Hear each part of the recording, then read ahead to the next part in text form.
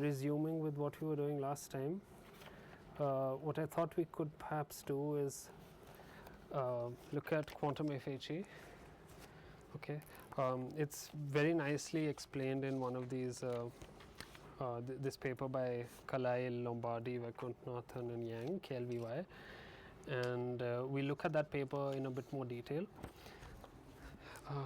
And so today's plan is, we look at QFHE finally, so we'll see what the construction looks like, and then we'll try to see if we can resume and complete the the PRU exists in that relative to UNC, right? So this is what we were discussing in the previous class.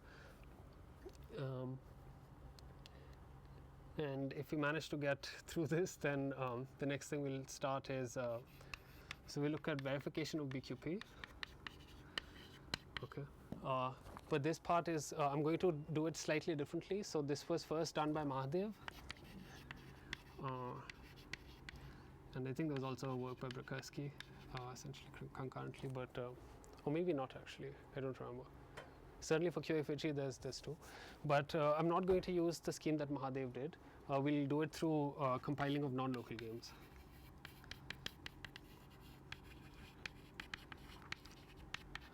Okay, so this is a different approach, but it seems to be more rich. It looks like it's a more systematic way of compiling non-local games into the cryptographic setting, and it looks like there's more to be done. So in terms of research, I think it's nice to actually look at this construction. And this one, perhaps Venkata, he's visiting on Friday, so he might cover this a little bit in his lecture. Okay, so likely today we'll probably be able to finish this and maybe make some progress here. And whatever I'm not able to cover, I'll just put on a video separately, because we don't have too many lectures left, right? We only have 3 or 4 lectures left. And maybe we can also consider doing a lecture on next Friday, so we have some in case we miss some things. Okay, but I'll do it on Teams so everyone can join. Don't necessarily have to be restricted. Okay, so with this, let's start with QFHE. So now this time I'm going to do something that I don't normally do. I'll not be super formal. Okay, but nonetheless it will be clear what's going on. So QFHE, of course we know, right? It's quantum homomorphic encryption. F is fully, which is sometimes omitted. Homomorphic encryption, and we're going to consider the encryption to have the following form. Okay, so we'll take the encryption to be of this form. So it's going to have a Pauli pad on the input side, okay, and there would be classical encryptions of the Pauli pad. Okay, so suppose that psi is L qubit. Okay, then xi and zi are classical homomorphic encryptions of the Pauli pad being applied. Okay, so that's the encryption. Right. Now suppose that we want to apply a gate. Okay, suppose we want to apply a circuit C. Okay, so see, this is a circuit. On the encryption of psi, right, and obtain an encryption of C psi, right? That's essentially what the homomorphic property is. So this is done using. This Z and X are the same here, right? Yeah. Why? Because they are encryption. Yeah. Otherwise, you can easily decrypt and learn the state psi, right? Then psi is not even hidden. So I'm not proving that this is an encryption, like it has to satisfy indistinguishability, right, to begin with. It has to be a valid encryption. Homomorphic is an extra property. But polypad is a good encryption, right? Yes, but if I give you the keys of the polypad as well, then it's not, right? So that's the whole point. You assume that these keys might be leaked or something. That is why you encrypt them. No, I'm encrypting them so that I can apply gates. These are classical FHE encryptions. I can maybe write it. Classical homomorphic encryptions of. Probably I'm trying to ask you why you are doing that. Yeah, so the answer to that is we want to do homomorphic evaluation. So of course if you have this state psi, it's encrypted, but I also want to be able to apply gates on it. I want this property. Compute on this thing without knowing something. Yeah, I want this property. So if I give you an encryption of psi and a circuit C, I want to be able to compute encryption of C psi. Okay. Right? Okay, all of this is informal. Okay, I'm not writing the generating function. I'm not saying x and z are uniformly sampled. I think we're far enough in the course that you understand all of these things. Okay, so this is the construction. Okay, and how do we do this? So okay, so this is done. So done using the eval procedure. Okay, so that's the syntax. Eval sub c. Okay, and it's given access to encryption of psi together with some ancillas or auxiliary qubits, whichever way you prefer to call them. Okay, so eval c is going to act on this and some extra qubits, and so we proceed gate by gate.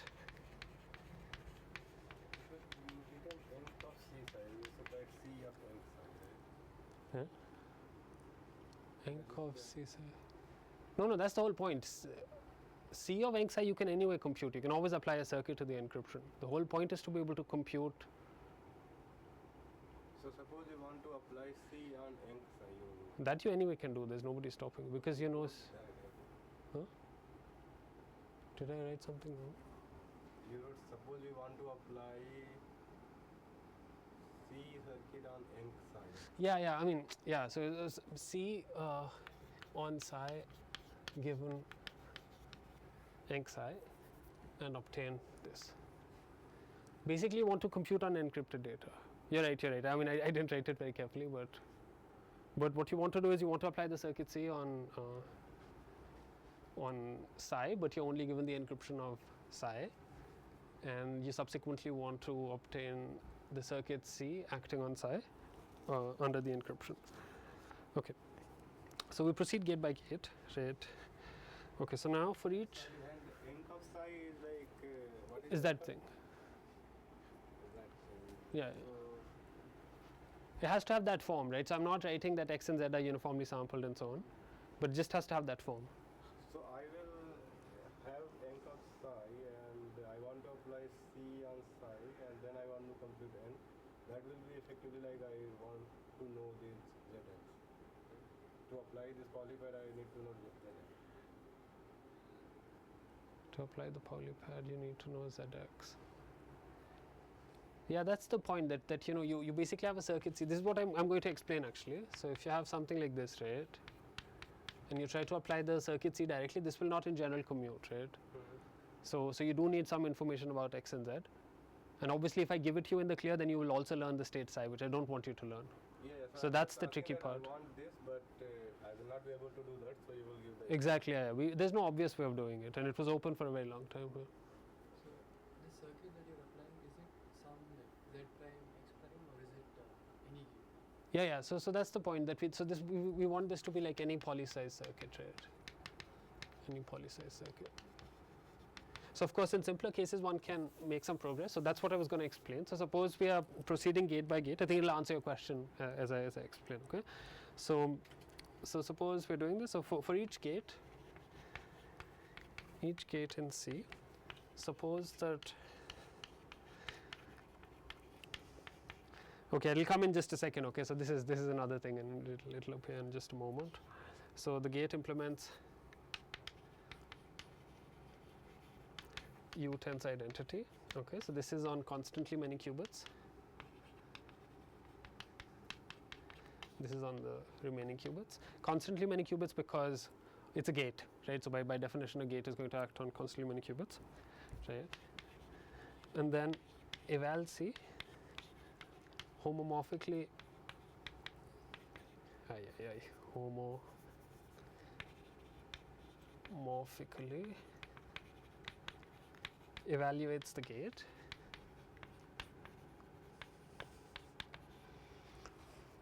by applying U prime tensor identity, okay, and U prime acts on the padded state. Okay, so it also acts on the 0t. So acts on original state,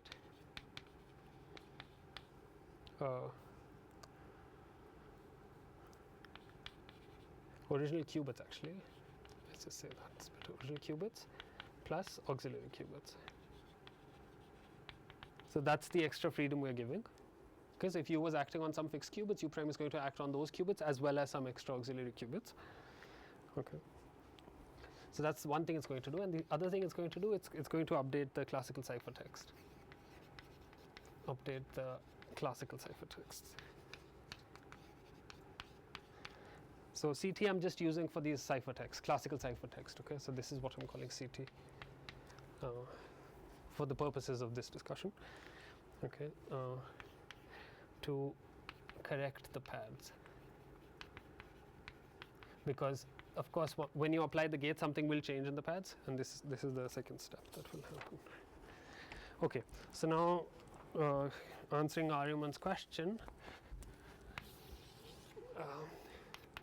So here's a nice quick reminder, which is that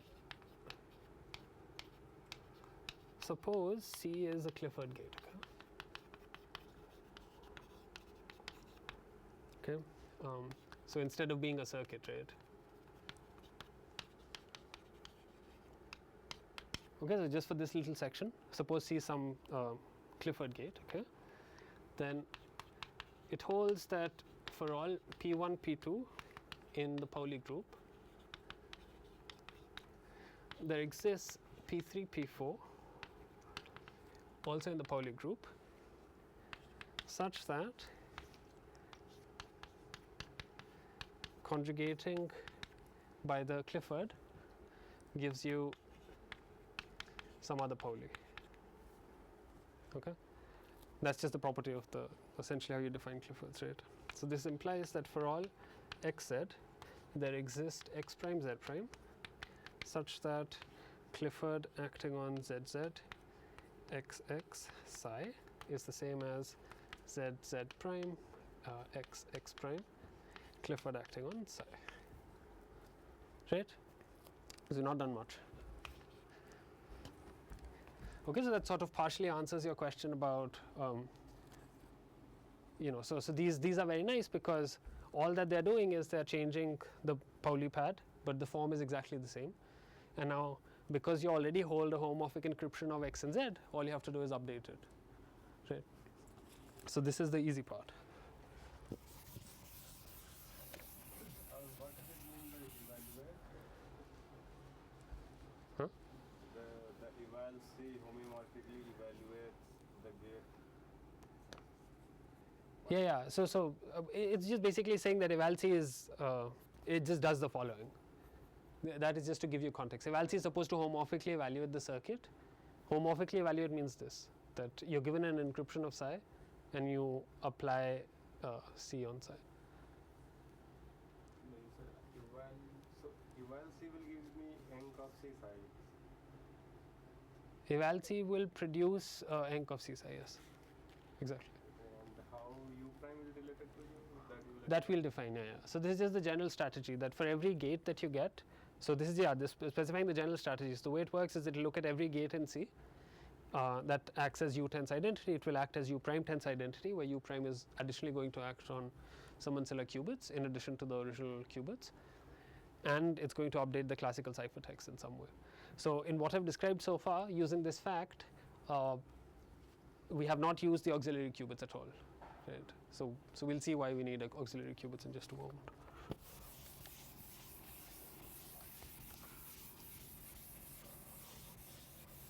Okay.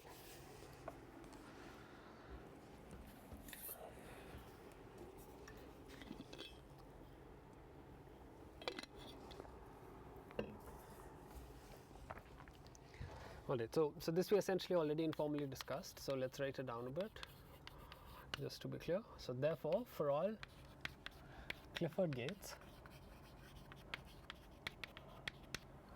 eval C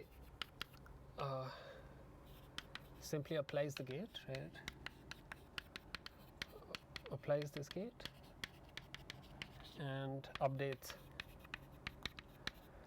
zx to z prime x prime and so under the updates, like I can say encryptions of, right? Because I don't actually have Z and X, I have Z hat X hat, but from classical homomorphic encryption you can produce Z prime hat and X prime hat. And the note here is that Z prime and X prime can depend on Z, X and the gate, right? In general they will depend on all of them. All right.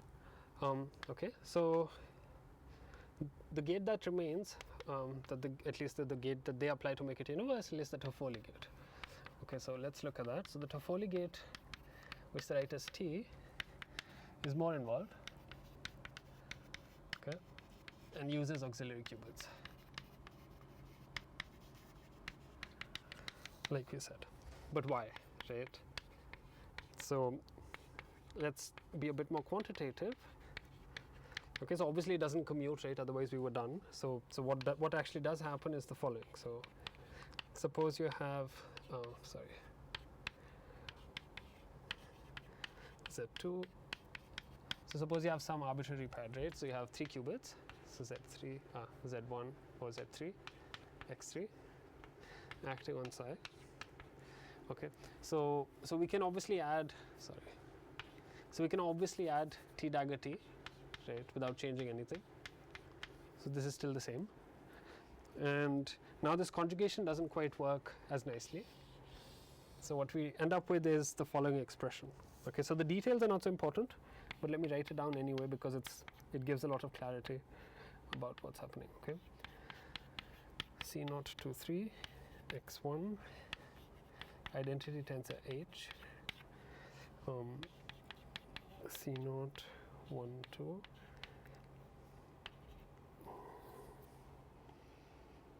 Z3 identity tensor H, okay, and then you have a giant expression which has let me write it down once, okay, we'll not write it again, but I think it's good to write it down once so nothing remains mysterious. X1 Z3 X2, uh-oh, I messed up.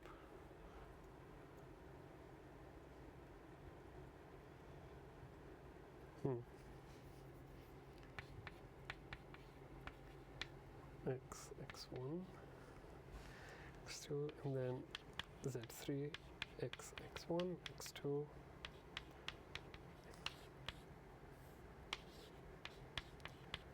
Okay, this is just algebra. So what it says, so what is the important thing for us? The important thing for us is that you do get essentially the same form, right? So you do get the Pauli pad as a function of all the x's and z's. But in addition you get these terms, okay? And the crucial thing to notice here is that, okay, so the inverse of identity tensor Hadamard, regardless of which qubits they're acting on, that's easy to remove. You just apply identity tensor Hadamard, right? So that will disappear. Something wrong? X power X1 X2 is Plus X3. Sorry. Okay. So identity tensor Hadamard you can remove by simply applying identity tensor Hadamard, so that's not a problem. Okay. Also a C0, the inverse of a C0 is also a C0, right? You can just apply C0 twice and that will vanish.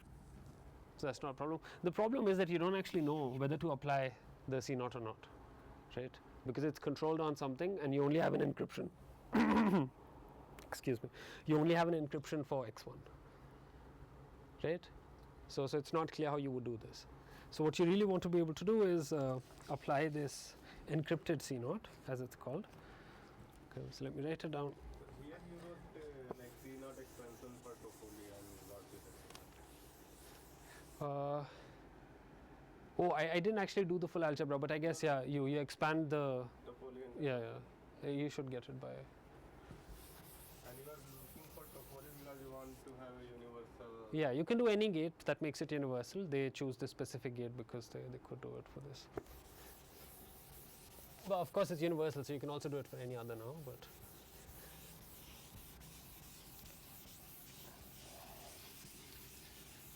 Yeah, this is like one of the most insane. It's very elegant and it's very nice. and it's also explained very nicely in this paper. The original paper is a little bit scary, but okay. All right, so this is what we want to do. Okay, so where C0 Sij is the encrypted C0 procedure, okay, that we want to apply. Encrypted C0 operation applied to Ij given encryption of S. Okay, so this is what it really means. So let's see how eval actually applies this. So eval C implements T gates as follows.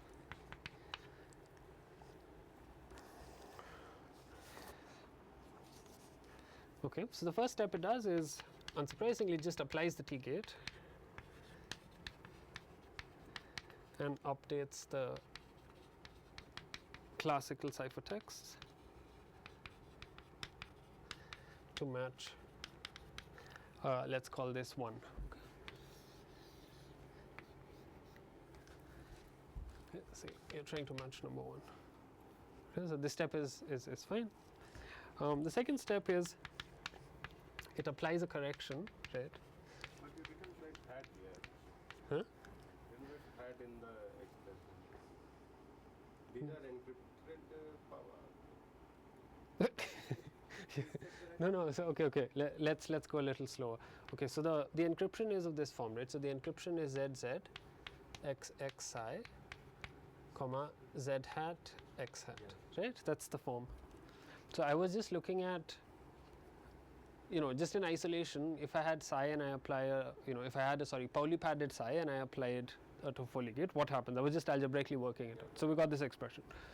Now I'm saying, how would I implement the T gate using eval C? What it means, by that what I mean is that I am given an encryption of psi in this form, okay, and I want to translate it into something such that I have a Toffoli acting on psi. I get Z prime, X prime, Z prime hat, X prime hat, right? That's what I want to essentially implement, right? Is that okay? So, okay, so I want to achieve this, and now the point is that. Sorry, so this means that you are able to compute classical encryption yourself as well, because you found new Z prime X prime and then you found the Z prime hat and X prime hat as well. Yeah, it's a classical encryption. It's a classical FHE encryption. So it's known so to you can. everybody, Huh? It's known to everybody and everybody can encrypt. You don't have to assume that. That is true if it's a public encryption scheme, but you don't have to assume that. You're given Z hat and X hat, and starting from this, you can apply classical FHE to compute functions of X and Z under the encryption. FHE which is well established. Yeah. So you're assuming. So all of this is assuming that you have classical FHE, and additionally, we'll have to make some assumptions. So we'll see what they are. Everyone with me? Is it making sense? C0 IJ regardless of X. C0 Ij regardless of. So I see. Yeah. So yeah, of course. So what I'm doing at the moment is I'm just applying T, okay, and I have memorized the updated Z's and X's, okay, under FHE encryption. Okay. Now it remains to remove these guys, right? I have to still remove these. Okay. So. Okay. So okay. Good. Okay. So then it applies a correction to undo the C0 part. Right.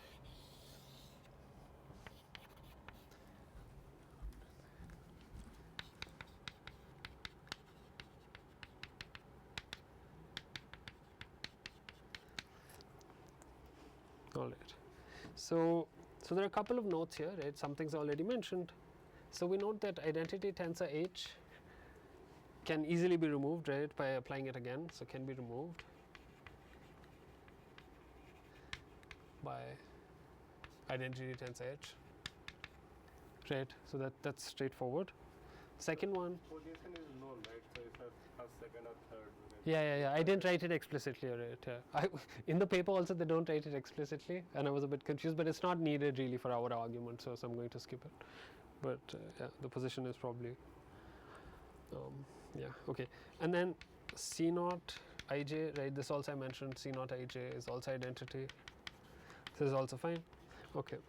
And the last thing we have to do is,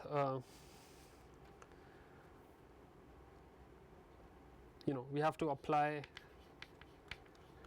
C naught S ij given encryption of S. Okay. So if you have this, right, then it's clear that we can remove everything, because you have the encryption of x1s and x3s and z's and everything, right? So then it's clear that you can remove it. So it only so everything boils down to essentially showing how you would implement this encrypted C0 procedure. Okay, so that's the bottom line. And now we'll just focus on how to construct that last step.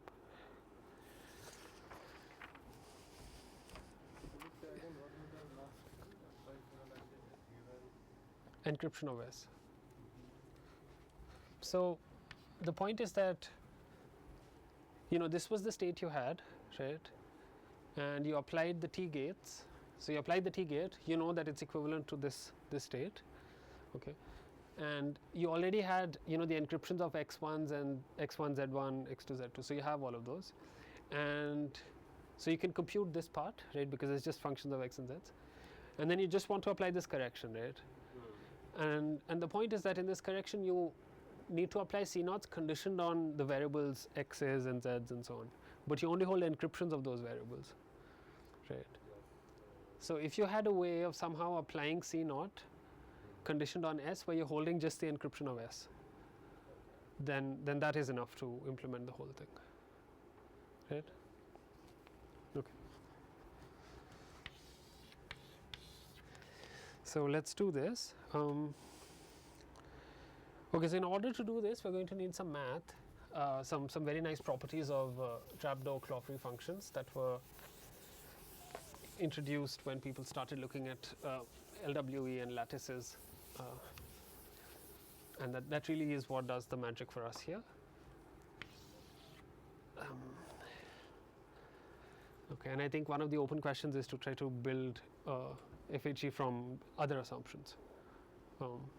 So that is not really very well understood.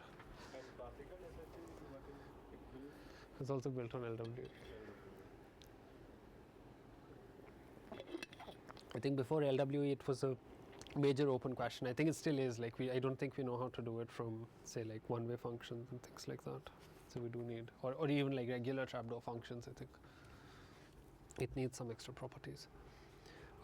So we'll not go into the details of that. So we'll just state the properties that we're going to use at a sufficiently high level. We'll not instantiate it with LWE. So let's look at what the properties are. So LWE allows us to do the following. So when I say LWE allows us to do the following, it basically means that you can show that LWE with some parameters would break if the property doesn't hold. Okay.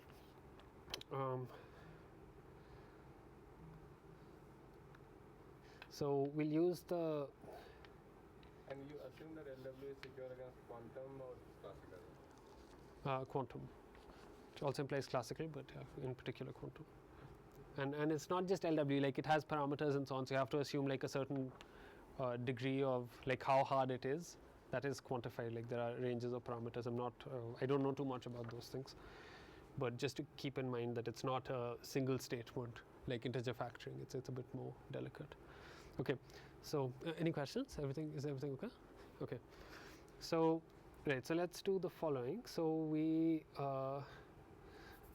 so okay, let me write it the way I've written it here. So Mahadev 18 uses an encryption scheme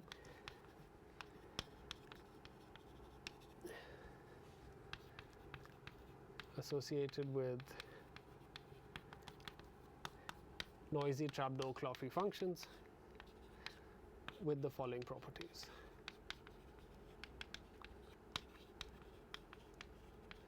Okay, so what is So we can forget about noisy. Trapdoor basically means, so you have basically have a function. So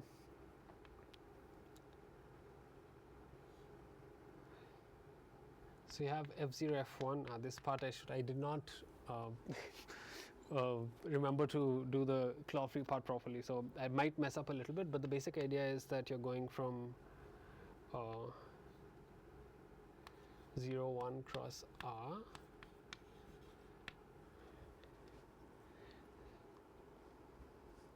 Yeah, maybe let's not worry too much about the claw part. Okay, so a claw basically just means that you're given two functions. Okay, so you have f0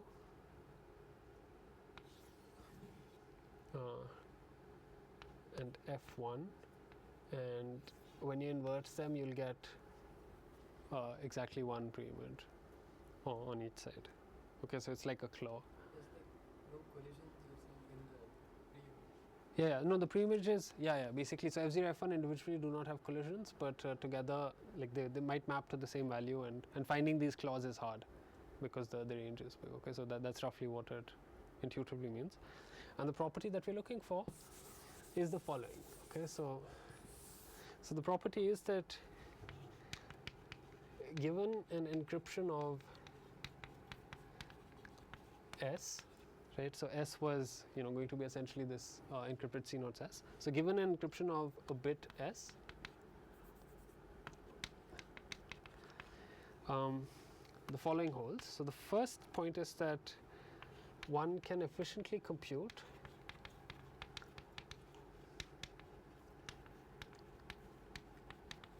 these functions. So f0, f1, which go from 0 1 across R, so R is some randomness, okay, to Y, such that for all mu0 R0 and mu1 R1 in 0 1 cross R,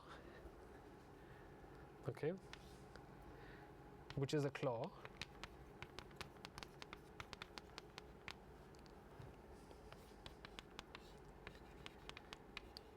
so suppose you know that these preimages are such that they form a claw. By a claw I mean that the evaluations on the functions are identical, right, like the drawing I had drawn.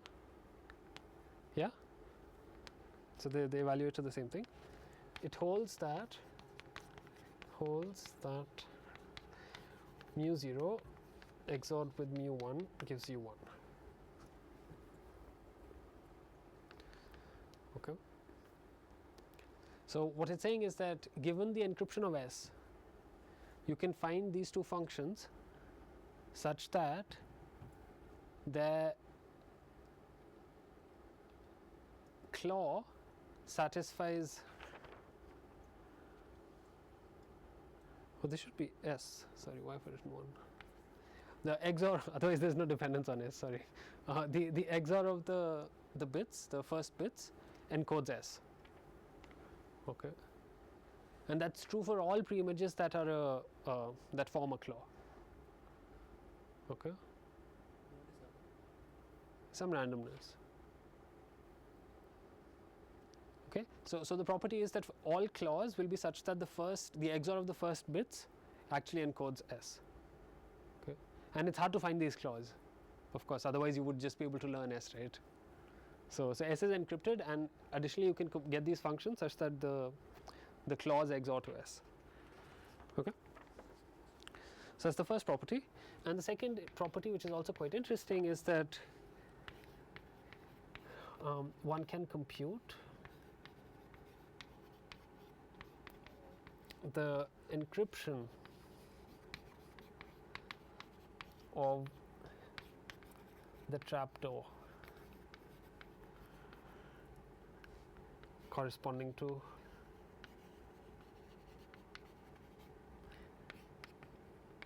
f0, f1.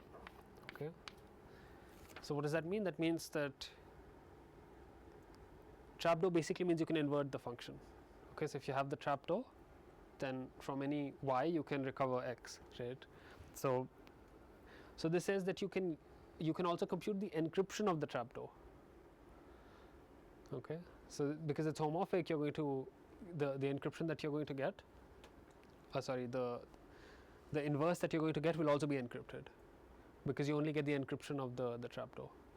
Is that clear? You can take a moment to see if it makes sense. Otherwise, I can explain it again.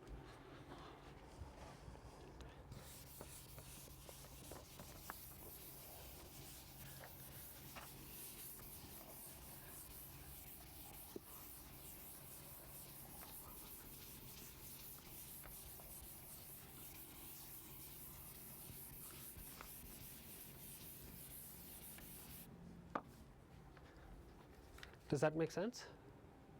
So a trapdoor is what? A trapdoor allows you to invert the functions.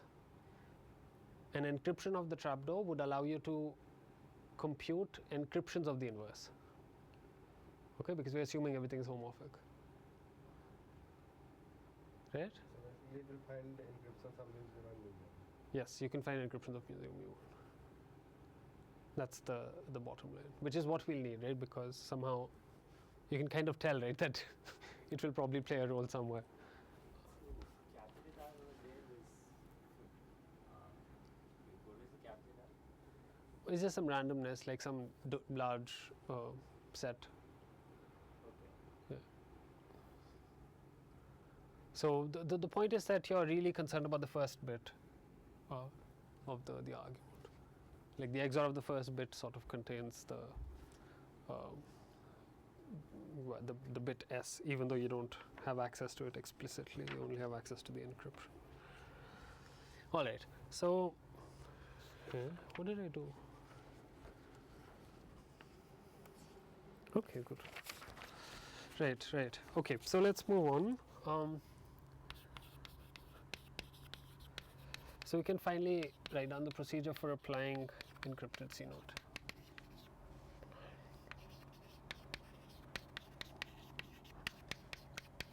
C naught S on the following two qubit state.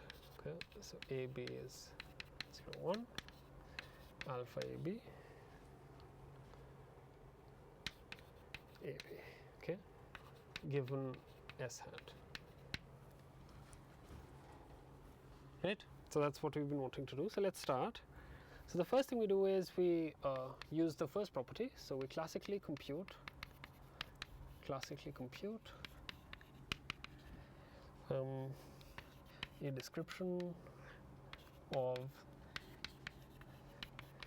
claw-free pair of the claw-free pair F0 F1 corresponding to S hat. Right, this we can do because of property 1. Second, we use the auxiliary qubits, okay, to entangle psi with a random claw for F0 F1. So the way this is done is you basically prepare a superposition as follows. So you have AB and mu in 0, 1, okay, and your little r is in this set R, and alpha AB, AB, mu R. So these are qubits that you added, okay, these are uniform superpositions, and then you evaluate the function f sub a. So you condition on little a, you evaluate the function f sub a on. How did you get the first one? Huh? The first one. How did I get it? Oh, that's an assertion. No, if I have assumed that, then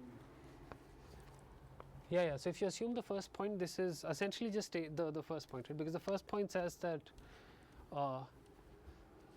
one can efficiently compute these functions given an encryption.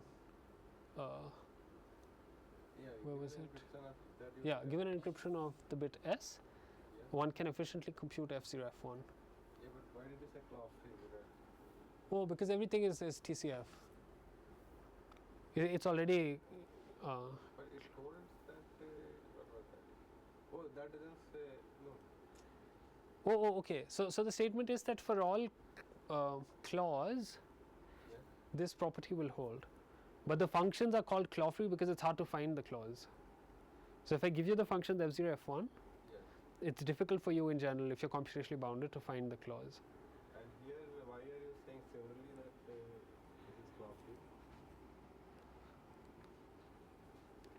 Yeah, that's just a name. So f0 f1 have the property already that they are claw-free. So these are additional properties. So that's what I was saying, that these are TCFs with additional properties.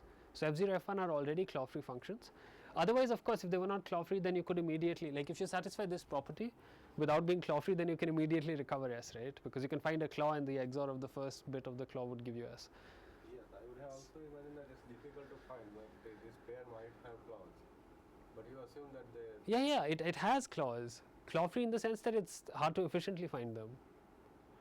The word claw-free doesn't mean that it information theoretically doesn't have clause. It only means that you cannot efficiently find clause. Yes, when you write such sentence, how do I read that? So classically compute a description of a claw-free pair. Yeah, so the claw-free property is. So claw-free pair means that it's difficult to find clause. Yeah. Compute this. Yeah, exactly. Yeah, sorry. Then the nomenclature is a bit confusing. So the confusion was that he thought that claw-free means that there aren't any clause, and then I was arguing that there are clause. So claw-free just means you cannot efficiently find clause. Okay. There is at least one clause. Yeah. There are actually many, but because yeah. Why would there be many? That's a good point. Actually, I don't know how many there should be, but normally there are many. I don't remember the details.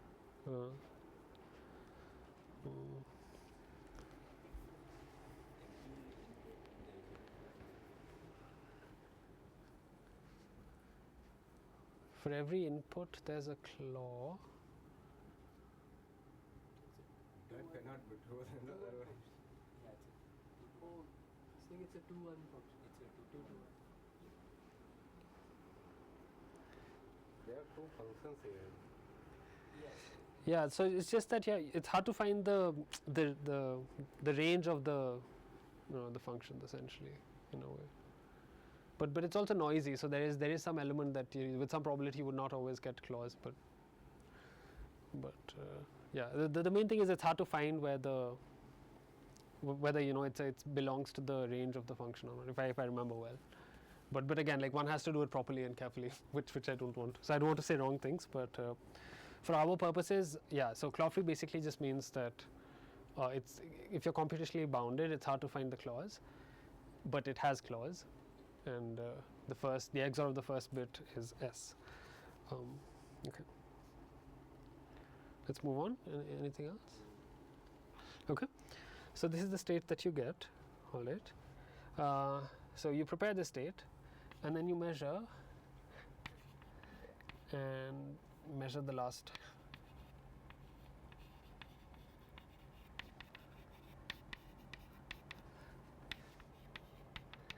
The last register to obtain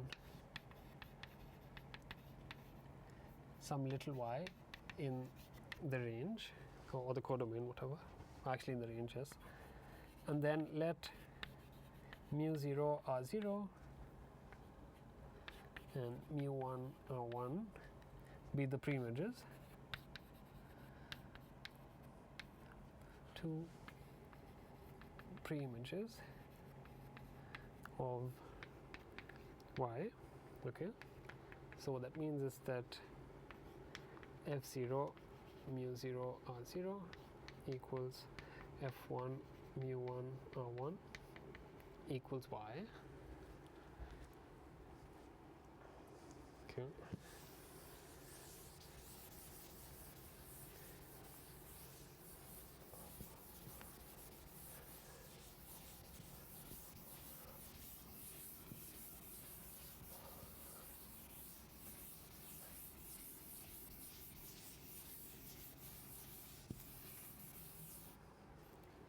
Again, you assume that this y will have y is a claw. Yeah. So these are all clause. Essentially, we're thinking of them as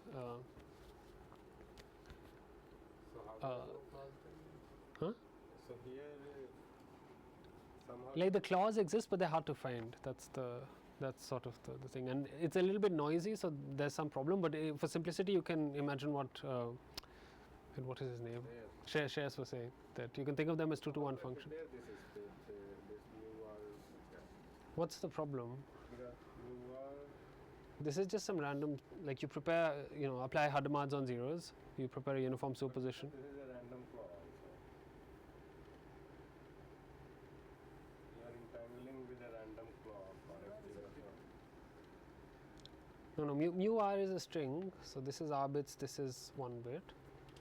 You prepare a uniform. So normally, yeah, I mean, I think the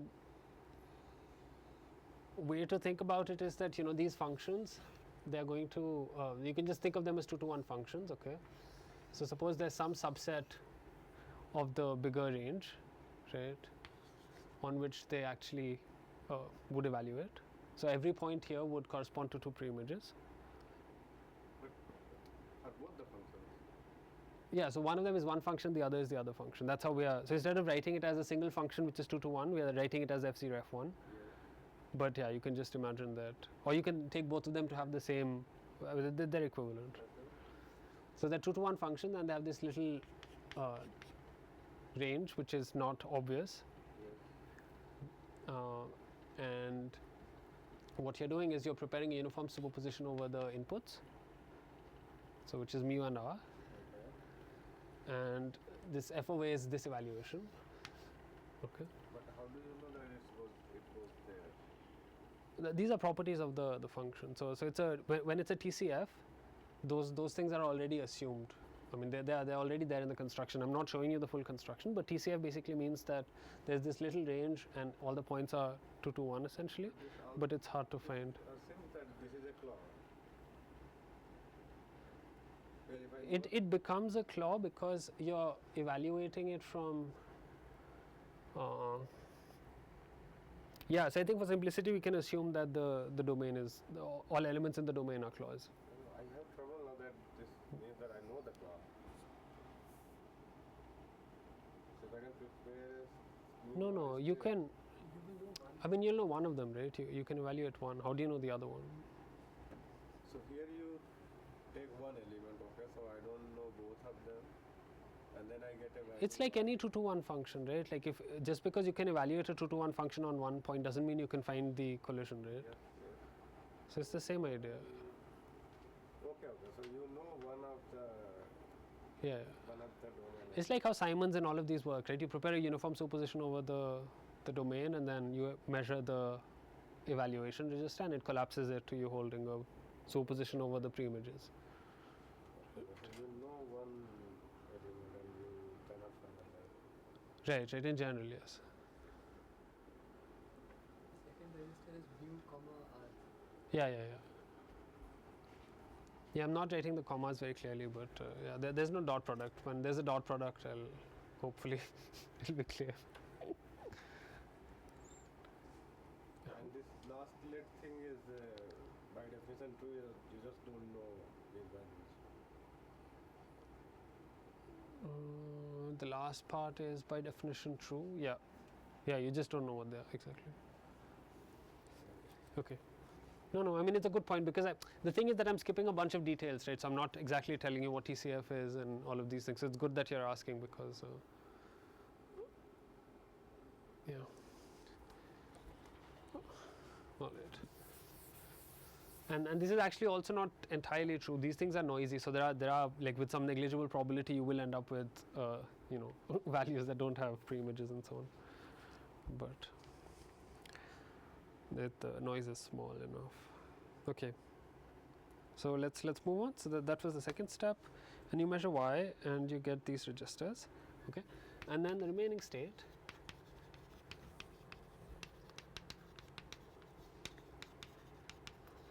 The remaining state is the following. So you have AB 0 1 alpha AB mu A RA. Right.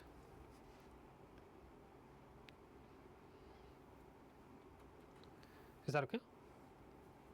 Just by, we collapsed it to some y, so this is always going to be the case. All right. And now comes some well, I mean, these are straightforward, but there's some algebra, so you'll have to stare at it and convince yourselves that it actually works. So XOR mu sub A into the second register. Okay. So what we're going to do is we're going to produce the following state. So you have mu sub A, okay. We're going to XOR it on the B register. Okay. So this would give us B XOR mu 0, oh sorry, mu A RA, okay, and AB belong to 0 1 on it. And now we're going to use the fact that mu 0 XORed with mu 1 is actually S. Okay. We'll use this fact to write down this, rewrite the state as follows. So we'll write it as AB being 0 1, alpha AB, identity tensor X, mu 0. Okay. So this is mu 0, not A. Okay. So mu 0, A, B, A plus, oh sorry, B plus A dot S. So this is a dot, R1 and not a comma, and mu A RA.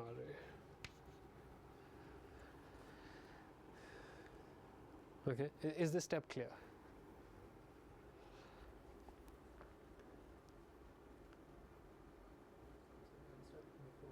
Which step? This step? The one above.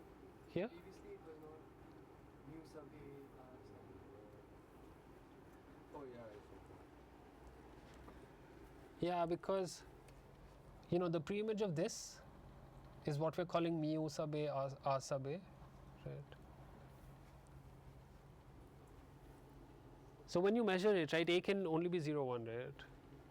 So you controlled on which function you're applying based on A. So obviously the preimages would be indexed by A, right?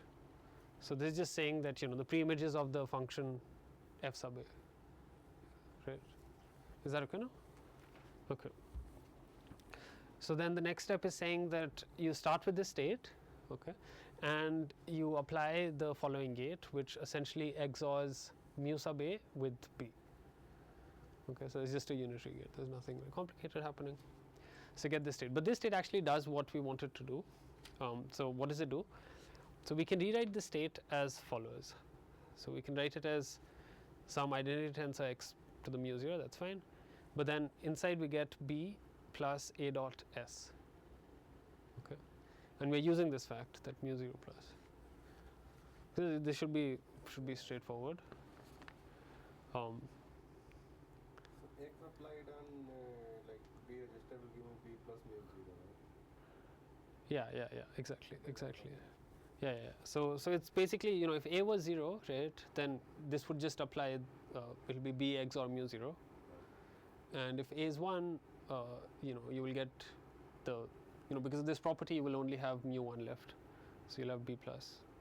Okay, but why is it that I'm writing it in this form? I'm writing it like this because now one can write, so do you recognize this expression?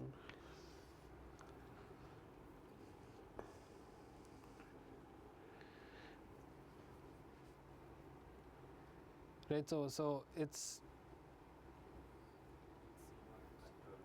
exactly. So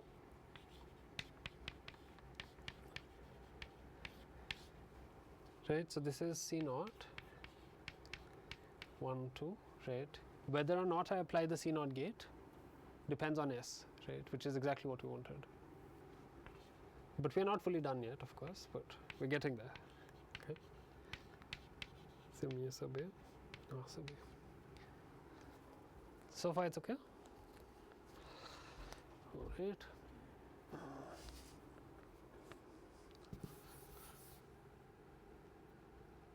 Yeah, maybe I can leave the properties here and you can erase the other part.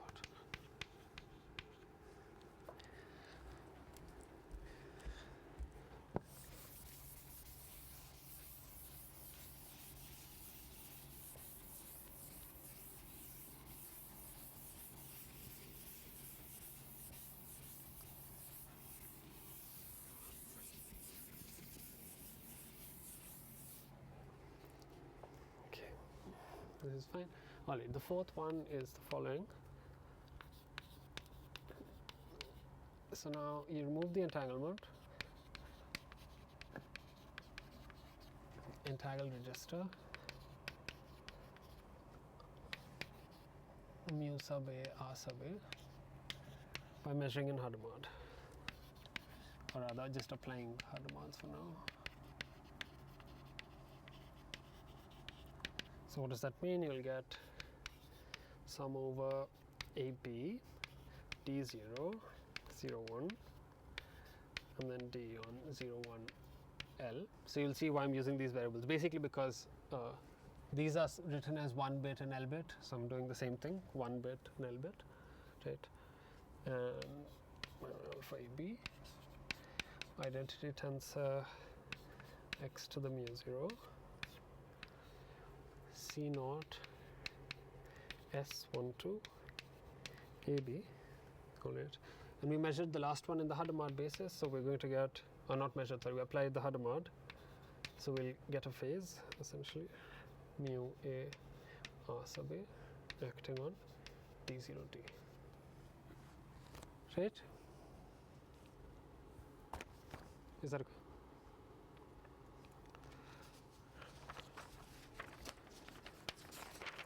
All right, last page.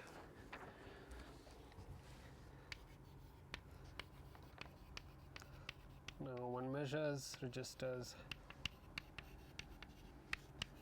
D0D, sorry, to get the following. So you get identity tensor x mu 0, C naught 1 2 acting on S, sum over AB 0 1 minus 1 D0D dot mu 0 mu a, sorry,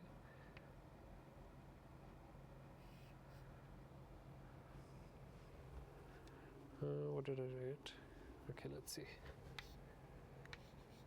Alpha AB AB. Yeah. Okay.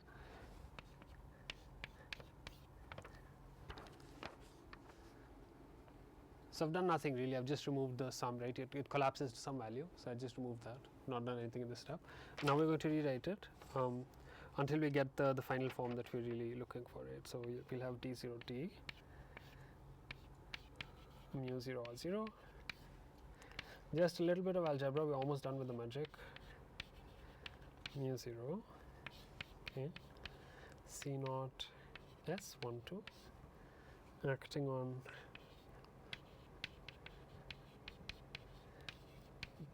the first part, so the A part, oh sorry, the mu part being 0, no, A being 0, sorry, and then you have a phase D0D.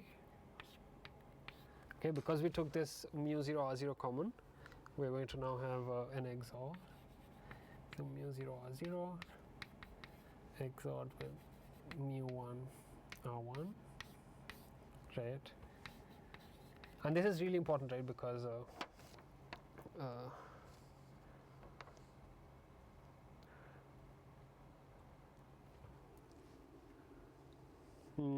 okay, let me actually write it down. Let's see. So alpha 1b, and you have sum over b. Okay, we have to close the bracket. All right. So what have I done here? I have basically expanded the sum over a, okay, and taken this term common. Right? Nothing very deep. Just very simple algebra.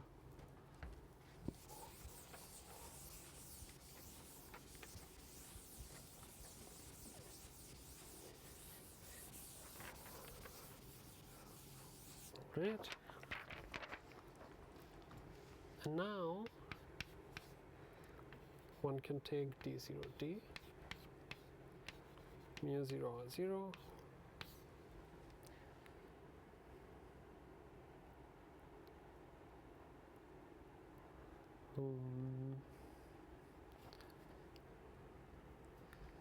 Okay, yeah, and then identity tensor x to the mu 0,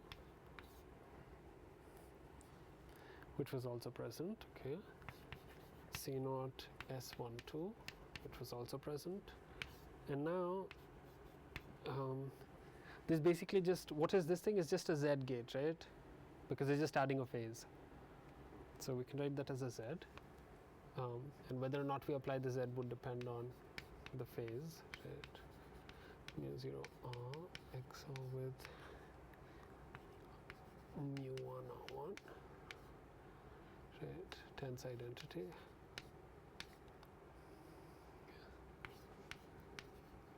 AB 0 1 alpha AB AB, right? So we're getting very close, right? Because so now this part is already just the state, right, that we started with. So this is just psi, and the phase doesn't do anything to the C naught, right, because it's on the control, so you're just adding a minus one. So you can do it before or after, it doesn't matter. And so you can get basically the final expression as follows: 0. We have something on Z, D0 D, mu 0 R0, XOR with mu 1 R1, tensor with x of mu 0, right? And C naught 1 to S acting on psi. Isn't that magical? Okay, and so here,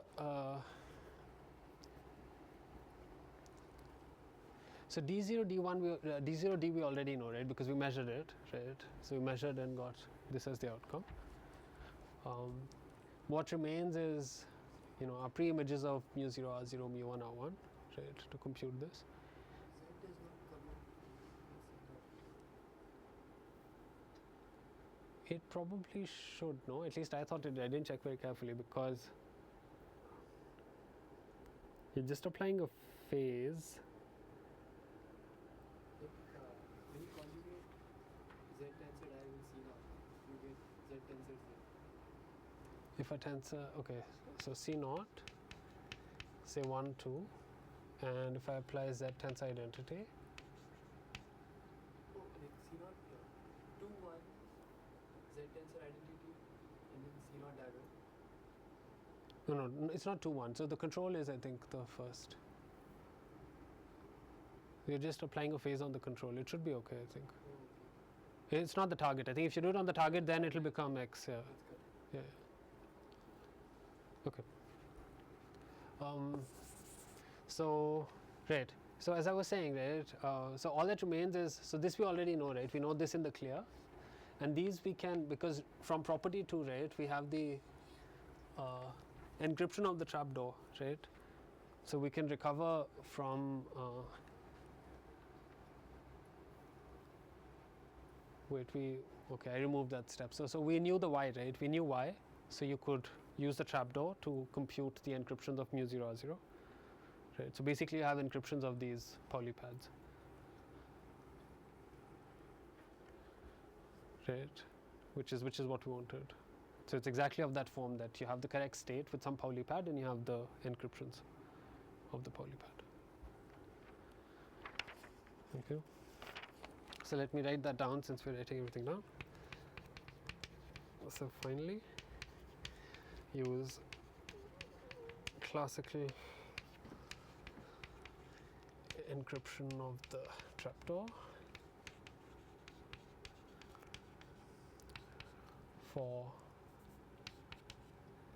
F0 F1 to homomorphically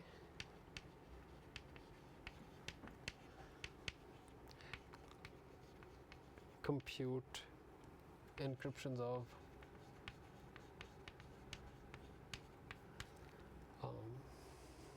well, the Pauli pads. Let me just write that. Okay. So that essentially answers your.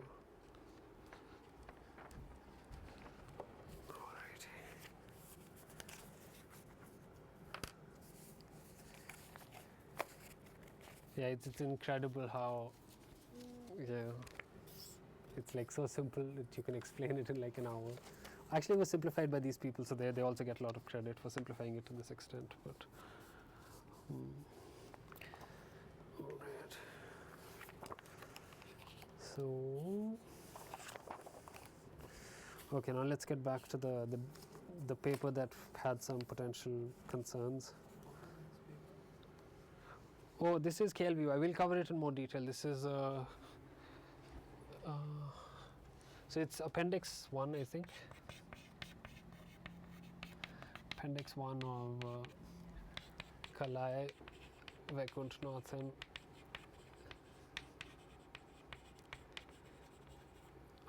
KLVY. I forgot V. And there's Yang. I forgot the V, shoot. Is it Vinod? No, but that's the first name, right? Vinod Vaikunthanathan. Oh, sorry.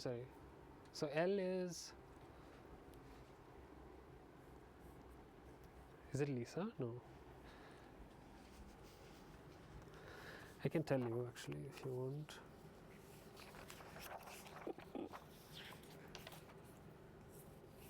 So funny. Wrote the V and still considering V. Okay. KLVY.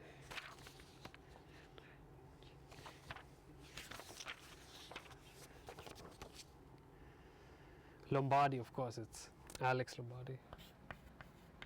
Yeah, that guy's also insane. They're all insane. Yeah. Okay. It's a 2022 paper, I think. 2022 or 2023. It's either stock or Vox. I don't remember. But I think if you just look for it, you'll find an e-print. It probably says here actually. Wait, let me tell you. Oh yeah, they also only cite the archive version. Yeah, I think it's 22. Okay. So now let's move on to the.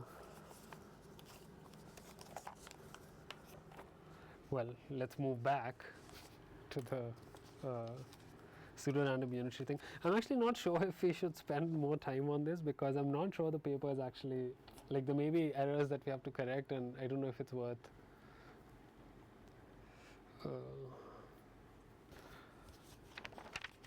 It's going to take some time. We have 15 minutes. So you know what I'm going to do? I'm going to. I corrected poly errors, and if I have some other scheme, which is not one-time pad. Yeah, then it's not clear. Then there is no result which says that you can compute on those encryptions as well. Yeah, I don't know of any such result. Maybe there is, but. But one-time pad is bad, right? So why? Why is it bad? Without pseudo-randomness. There are the size. So one-time pad is not viable encryption scheme. Yeah, because you're concerned that the length of the key is scaling with the number of qubits. But if you have pseudo-randomness, then probably you don't worry that much. Yeah, but I think you don't care about linear. Normally, qubits and classical bits, I think if you have linear classical computation in the number of qubits, I think that's okay. It's not really that big a deal. Because right now we're struggling with qubits, right? I think so. Doesn't matter that much. With classical bits, yes, like if you're transferring like 1 gigabyte of movie and you need 1 gigabyte of key, that's not nice. But here, if you're like transferring 1 gigabyte of qubits or 1 gigaqubits, it's probably okay. Okay, so maybe what I can do is I can check if this works. Do you think it'll work? I should have tested it first. Okay, so let's stick to the plan. Let me just say whatever I have to say with the other thing. And next time I'll use the projector to do the introduction for the CHSH to BQP thingy, the verification part. So today let's. Fully homomorphic quantum encryption. This looks like that they are having an encryption and they can compute functions. Yeah, so the scheme allows you to do that. That's why it's called QFHE. I didn't specify what QFHE formally means, but QFHE formally means that you have an encryption scheme which additionally has this eval functionality that allows you to compute arbitrary functions on encryptions of. That means not all encryption schemes will have that. Right? Yeah, of course. Yeah, it's not So easy. input is some encryption scheme, and then you are asking whether it will have fully homomorphic encryption or not. The input is well, what do you mean input to what? This A scheme is like a sequence of algorithms. So a QFHE is you know, it's like there's a gen, there's enc, there's dec, and then there's eval. Essentially. yes, so for a given end, there is this scheme. For a given enc, no, the whole thing is one scheme. So why does one-time pad come into the picture? It's how you're constructing it, right? You can construct it whichever way you want. You want to make sure that it satisfies, you know, like it has to satisfy, for example, indistinguishability, right? It has to satisfy some notion of indistinguishability. So I'm just saying that this construction is very much dependent on one-time pad. Yeah, it's one way of constructing it. You can construct it another way if you want. So that is what I was asking. So if I don't have one-time pad, can I construct this? I don't know. I'm not understanding why one-time pad is so relevant for this proof. Well, that's just the way they have done it. You can try doing it another way. It's just very difficult as a problem to solve. So this is because normally to hide a quantum state, the easiest thing to do is to apply a one-time pad. But you can try doing it in some other way. There's no. I don't think there are impossibility results that are known if that's what you're asking. So like this proof is for QFHE with the one-time pad, right? Not for any general encryption scheme. No, the QFHE scheme specifies what encryption it's going to use.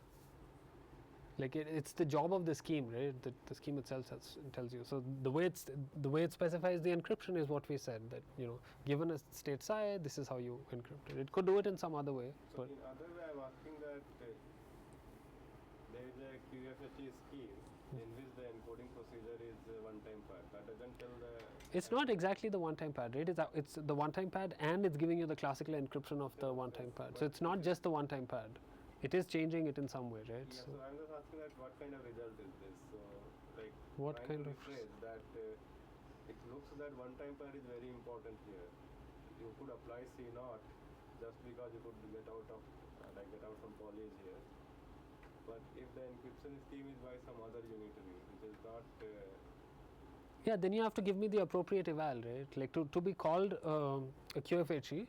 you have to give me some other way of eval. I'm asking Yeah. that this eval function through LWE exists for this kind of a scheme, but if I have something else, then to construct eval,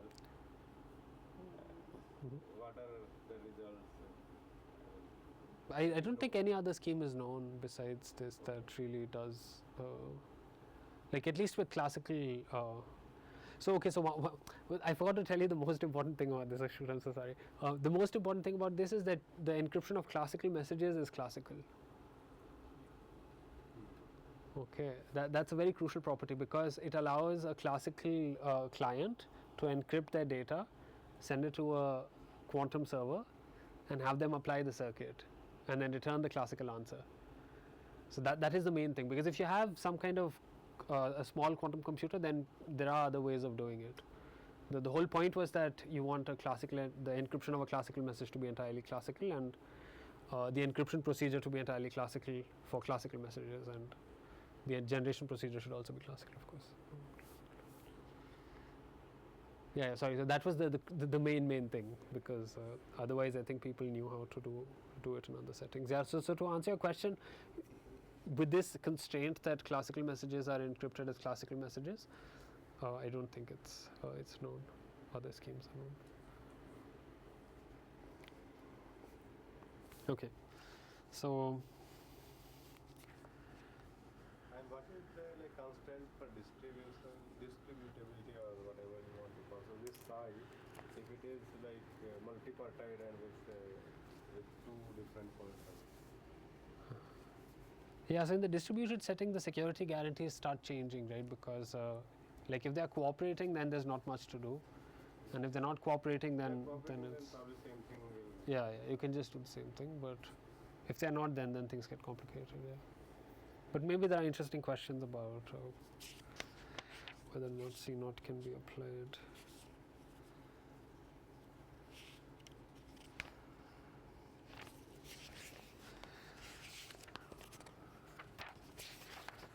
Uh-oh.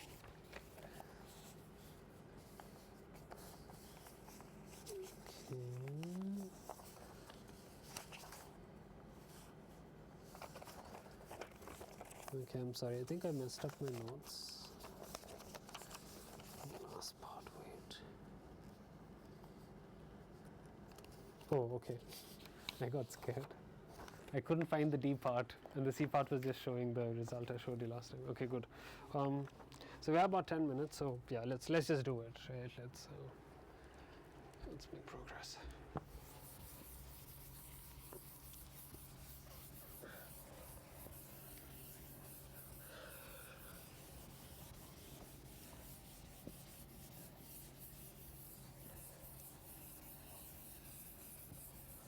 Yeah, the verification part is going to be a little bit involved. So I guess essentially all the remaining lectures we'll spend on verification, and we'll use locality and rigidity and all these things that you've partially worked on in your assignments. Okay. So this is going back to the paper by Kretschmer. So pseudorandom unitaries relative to. So you remember these oracles, right? They were very easy to define. Okay. So yeah, so we show PIUs exist. PIUs exist relative to UC. Okay, and as we said that it's interesting in the setting that you have some advice. Otherwise, you just the random oracle. So this U already gives you random unitaries, right? So you don't really have much to do.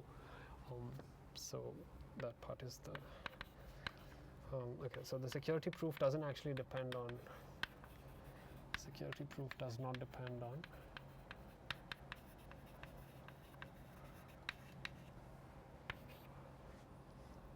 Okay, so the same construction is secure for any language that is independent of U. Right? So remember, in our case, C was essentially independent of U, right? Because C was just taking the description of some verifier and replacing all calls to U with independently uniformly sampled calls, right? So it was giving, and then on an average, it would tell you whether you succeed with greater than half or less than half. Okay. Okay, and then the PIU ensemble is for a given length.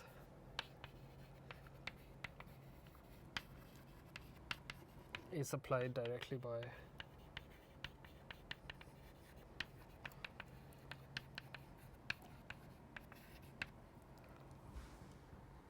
so it's the most obvious thing to do, but we do need to do a little bit of a analysis, like we have to do some analysis to prove that it actually works. So PIU ensemble by definition, so given length n, the PIU ensemble is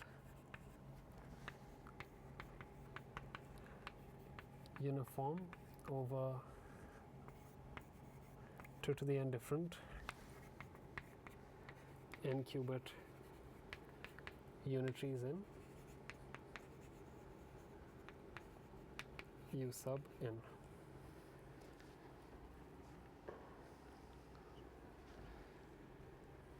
Okay.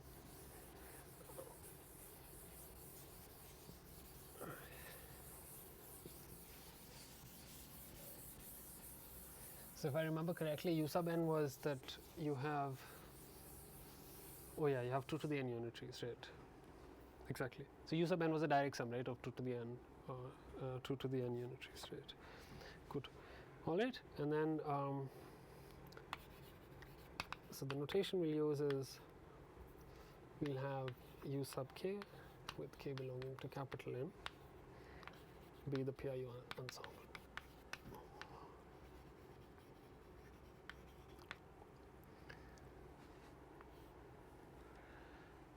Okay, capital N is 2 to the n, I guess, so it's fine. Okay, and the story is that we established that the average advantage of a polytime adversary is small against our PIU construction. Okay, so first, average advantage of polytime adversary is small against PIU. Okay. So average advantage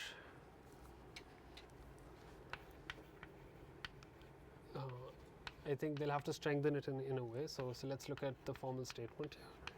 So consider a quantum algorithm. Tell me, okay, once we exceed the time. So you're given access to O and U. That makes T queries. U equals U1 to U capital N in a set of unitaries of dimension T, capital N many of them, and to an oracle which is also unitary in this T. Okay. So you consider this. Now for a fixed U,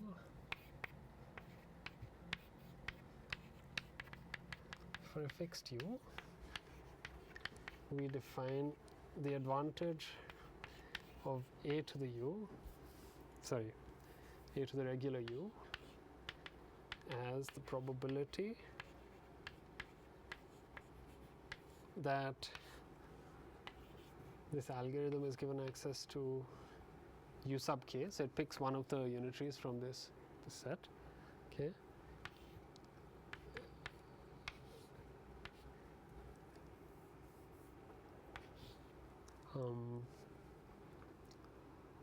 So it picks one of these, and so that's what it's replacing with O. Okay, and U is the same, minus the probability that O is now sampled from the Haar measure. Okay, and it outputs 1. Okay, so this is what we define as the advantage without the absolute sign. I think the absolute sign appears later. Then there exists a universal constant C is strictly greater than 0, such that on an average, where this U is sampled from the direct sum of Haar measure or Haar unitaries, so the advantage of a U is going to be at most C times T square by capital N.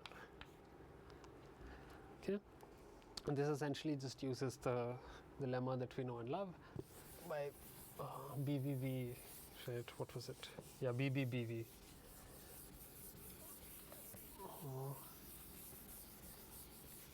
I guess one of the B's and V's is Bernstein and Vazirani.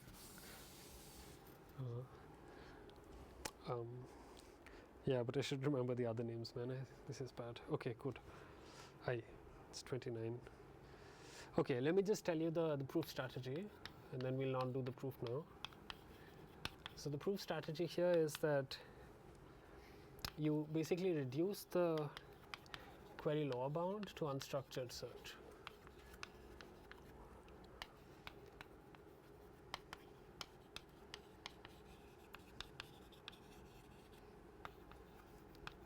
Okay, so the intuition is that, you can think of U as, exponentially many unitaries, right? So you're given, you have access to these exponentially many unitaries, and whether or not it's marked is the statement whether UK was one of these unitaries or it was something else. So it's almost like search. Like if you could somehow solve this, then you can essentially solve unstructured search, because you can encode an unstructured search problem in these oracles. That's sort of the idea. Okay. So I guess it's a good time to pause. And I think the rest of it I'll just record and put it online, and so that next time we can start with verification. Thursday is not next lecture, right? Thursday? Why not? Something? Is it Friday is a holiday? I don't know if Thursday is a holiday.